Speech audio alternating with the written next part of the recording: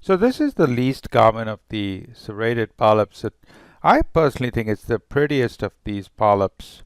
They're typically found in the distal portion of the colon, typically the rectum. And when you look at these on low power, most, but not all of them, the smaller ones obviously tend not to show it, most will show this exaggerated papillary appearance. So to me, that papillary appearance is very helpful on low power. The other feature that you'll notice is that the polyps tend to be rather pink. In fact, when I talk to my residents, I tell them to refer to this as the pink polyp of the colon, the two P's. When you look at this on intermediate power, what you will see is an exaggerated, serrated appearance.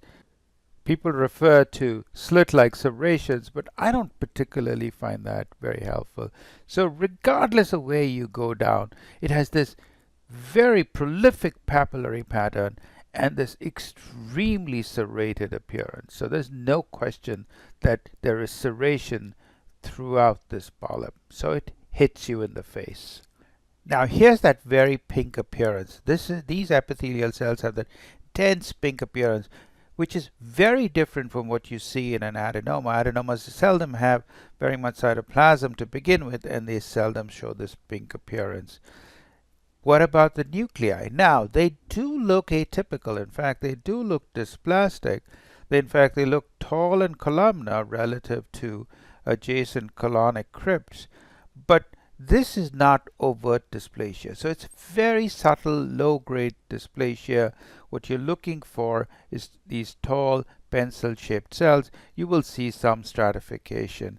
But perhaps the most characteristic feature of a traditional serrated adenoma, it is seen in other polyps, including tubular adenomas, but seldom to the degree that you see in a traditional serrated adenoma. And the feature I'm talking about are ectopic crypts. So these are tiny crypts that explode out of that serrated crypt. So here's the overall serrated crypt, and here's a tiny crypt, here's another tiny crypt, here's another tiny crypt. So these tiny crypts that are outpouchings of that serrated pattern are very characteristic of a traditional serrated adenoma. And here are a few more. Here's an ectopic crypt, here's an ectopic crypt, here's an ectopic crypt, here's an ectopic crypt. So regardless of where you see these wonderful ectopic crypts. Again, notice this tall columnar epithelium, not overtly dysplastic, but subtly dysplastic, and that very pink appearance. So to reiterate, the features of a traditional serrated adenoma are these: overtly papillary forms, overtly serrated architecture, that very pink cytoplasm, and the presence of a large number of ectopic crypts. Now remember, with TSAs you can have more conventional forms of dysplasia or low-grade dysplasia and high-grade dysplasia developing in them. It does become a challenge when you have severe and widespread high-grade dysplasia.